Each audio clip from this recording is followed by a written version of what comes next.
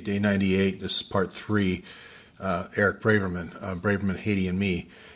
In this series, I show that all these things, arms, oil, pipelines, these rat lines for oil and arms, as well as human trafficking rat lines, as well as even rat lines for organ harvesting, is really all a part of the same exploitation of a country and taking over a country. And I also show in previous episodes how those same techniques the CIA developed with DynCorp as the kind of their front company are coming to the United States. Most of them are already here. I just don't know about our organ harvesting through a program called JTTF with the FBI, which is a way of controlling police forces. So what I wanted to focus on today was kind of CIA tactics that kind of came into the FBI through the counterterrorism division and JTTF in particular, and it's actually D&D. It's diffuse and disrupt. So I've been focusing a lot on the disrupt phase, which is you can think of putting sarin gas in someone's city as a disruption to the city, or shooting down somebody's plane is a disruption, or pointing a gun at a minor and telling him if he doesn't fill up that barrel in an hour, he's going to get shot. Those are the most obvious coercive methods, but I want to talk a little bit more about the subtle coercive methods. I always talk about the CIA designs the manual that we give you $10,000, you go into the country and you run the country 10 years later through a series of diffusions, which diffusion really is separate the person's boss from the employee and get them to start reporting back to you. And then the decisions are made back by the handler or the headquarters, by this guy or this guy. But insert somebody into a situation and get them feeding information back to you so you can start doing these. Basically split them between the boss and the employee. So the first way I'm going to talk about is Soros. And these open society foundations, and there must be 100 of them or 150 of them. Let's take Médecins Sans Frontières, the Doctors Without Borders. I want to be very clear that Doctors Without Borders is a great organization, a lot of great doctors giving their whole life and so forth to, where they could be making a lot more money. What you do if you're Soros is you just tease out a couple of doctors working the late shift, during kind of the graveyard shift. And that's what they call it, the graveyard shift. And you get a few, or even an orderly to start out with, and you get them to start bringing information back to you. How many people are coming through the hospital? This is a long, slow process, these operations. They don't make fast moves. They don't want to be detected. So you get somebody in there, the orderly, you start doing counts, start seeing get the hospital lists, see who's a patient. Then you start working your way up to, who can be targeted and so forth, who your targets are. So, the old famous one is the dump truck, where the dump truck takes too sharp of a turn, or it hits oncoming traffic and everybody in the car is, near death. Then all you have to do is have one ambulance driver out of 100 take the people to a different hospital, and there are your organ donors. That's one way it's done. There's 100 different ways you can run that operation, but if you want that heart, there's 100 different ways you can run the operation. A lot of times you'll see the key tell on that is when the ambulance comes and the people go in two different directions. One ambulance goes to one hospital and one ambulance goes to the other, and they split up the passengers of the car. That's when the one going to the opposite hospital, and for some reason it's 30 miles away rather than right next to where the crash was, they're going to say there wasn't enough beds or whatever. That's the target, and that's the heart they want. So I did not mean to say, and this is why you can have so many fingers and so many pies, is you're only giving out. Soros says, okay, I'm going to give you $10,000 to your organization. It looks really good, and everyone in the Soros organization as well thinks this is great. But a letter gets written or an email gets written, as we've seen before. Kadzik and his son was a classic example. With the Clinton Foundation. Hey, it would be great if I could get my son a job, or if I could get, this guy who's down on his luck a job, which is usually, somebody from the Bureau of Prisons on loan or on parole from Pug Winokur's Bureau of Prisons. And you just start inserting these people into different operations, into restaurants. All you need is one person you can sell drugs out of a restaurant, for instance, as a dishwasher. So you don't need, I think people get a mistaken, especially the conspiracy theorists, where they say, oh, this Soros owns all these things, Black Lives Matter and all these things. No, there's just one key low-level person is all you need in all these different places.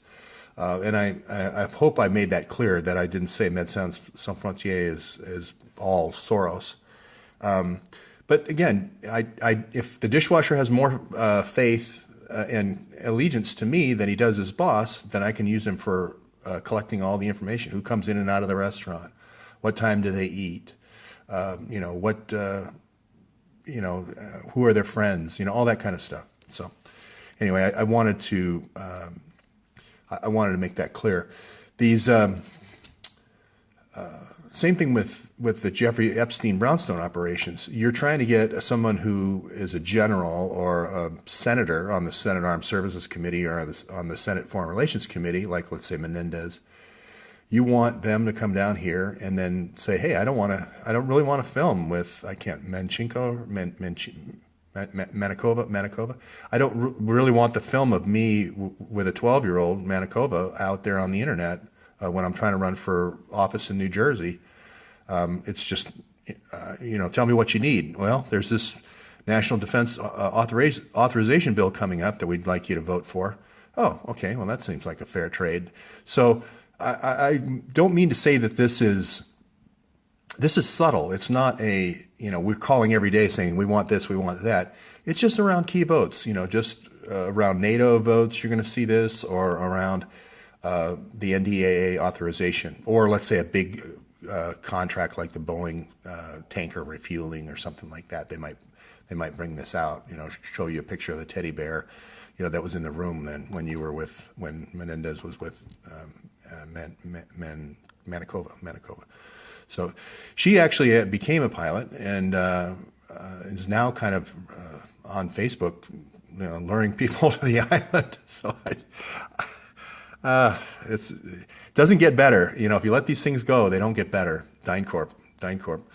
And the last one, everybody's talking about torture and so forth. And, I, in seminars on torture and this, torture is used mainly when you have networks, cells of networks. And you can build different kinds of networks. You can build them based on 3. So you have 3 operatives and then you have one handler. Let's say these 3 are the operatives and you have one handler. And then it's built on like a pyramid scheme like Amway, 3, 3, 3, 3, all the way to the top. And that way, if one person all of a sudden gets a conscience, let's say this is Jessica Crispin. One day she says, I don't want to be involved in, organizing these police forces to gang rape this girl. The other 2 can pound them. The handler will come in, the other 2, and then you're always outnumbering the person who gets a conscience.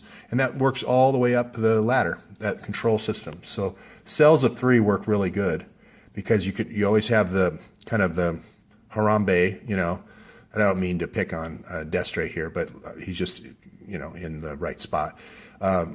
Usually real tough handler, Navy SEAL or whatever, Delta Force, and then you got the 3 below them, and then anybody gets a conscience, you crush them.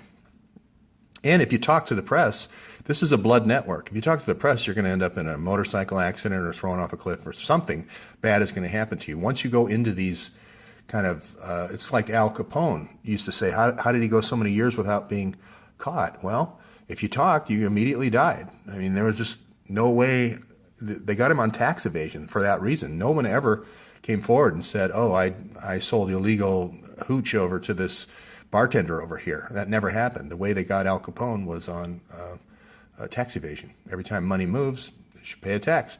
So I wanted to, and there are, again, conspiracy theories on this torture, that it super oxygenates the blood, as people are being tortured, and then people are taking transfusions and so forth. And I just don't find any scientific evidence to support that.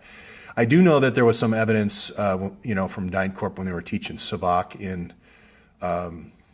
in Iran or other groups, that the women who were being tortured, the top guys would find a good excuse to be in the room, during the electrical torture and so forth. So there is a lot of evidence of that, where just kind of ghoulish, macabre, interest in seeing women tortured. And I guess there are reports out there for boys being tortured.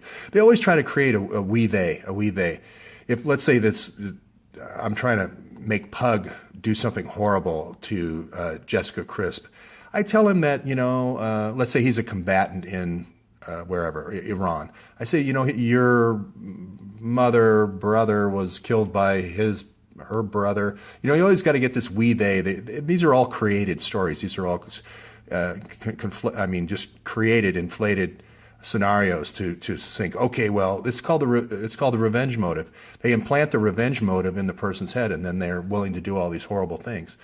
So a lot of times when you just see the act and say, oh, a team of police officers raped this girl many times. You say, how could men do that? Well, there's some men, probably like Pug, that wouldn't mind at all. But there are other, police officers that would really have a hard time with that. But if you say her father, wanted to punch out your son at a Walmart for some reason, you can say, okay, this is the way we're going to get back at her. We're going to drug her. We're going to drug the house. We're going to go in, and we're all going to rape her. We'll show her. And it's all contrived. These are all created situations. So we might actually go in and try to bug her dad first, create some kind of commotion and get the dad to respond in an angry way. And then, in order to set up the rape, if that makes sense. So you go in and you do a disruption over here to set up the rape, and now you've got your police that are fooled into thinking that they're performing a revenge motive. So these are just right out of the CIA manual. It's been around for 50 years. They're online. You can get them. This was what the head of the CIA, Alan Dulles. He was fascinated by this. He did have a macabre fascination with torture. He would, he would watch flies under a microscope glass and literally pull the wings off to see what happened to the eye, dilation of the flies, that sort of thing. Getting movies made that were, had dark, Sleeping Beauty was supposedly a CIA-sponsored film. The idea of drugging a woman that she would somehow find you as Prince Charming when you had sex with her when she was sleeping, and that would bring her alive and bring her awake. That was that whole meme that they tried for a while. It almost ruined. Well, it did. It ruined animation. It ruined full screen animation for 30 years till the later ones with Disney came out. So just a little CIA folklore. It's subtle. And they take their time. They're no big fast moves. And if they're going to make a move like this, they're going to do something big over here and flashy over here. You're going to have a car accident over here. Or you're going to have some guy from Black Lives Matter throwing acid in the face of a cop over here while you're doing this, or moving guns, or doing an illegal pipeline. There's always a big move that covers the small move. Okay? All right, I wanted to clarify that. Thanks a lot.